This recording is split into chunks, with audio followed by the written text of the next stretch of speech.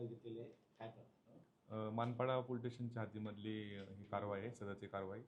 त्याच्यामध्ये आमचे डोंबिवली विभागाचे ACP सुहास हेमाडे साहेब आणि सिनियर PI संदीपान शिंदे, त्याचबरोबर नवी मुंबईचे ACP बनसोडे आणि त्यांच्याकडील अधिकारी कर्मचारी हे संयुक्तपणे ठाणे पोलीस आणि नवी मुंबई पोलीसने खुनी पलावा या ठिकाणच्या काही सोसायटीमध्ये काही नायजेरियन राहत असल्याची माहिती मिळाली होती आणि त्या अनुषंगाने आज सकाळी सुमारे 7 वाजल्यापासून ते आता दुपारीपर्यंत त्या ठिकाणी कोम्बिंग ऑपरेशन केलं आहे. सदरच्या कोम्बिंग ऑपरेशनमध्ये आपण टोटल 24 नायजेरियन नागरिकांना त्या ताब्यात घेतलेलं आहे. 24 नायजेरियन नागरिकांपैकी 14 हे पुरुष आहेत, 6 महिला आहेत, लहान मुलं 4 आहेत आणि असे एकूण 24 नायजेरियन, त्यानंतर घाना या विविध युगांडा या विविध देशात राहणारे जे आहेत परदेशी नागरिक यांना मानपाडा पोलीस स्टेशन ताब्यात घेतलेलं आहे.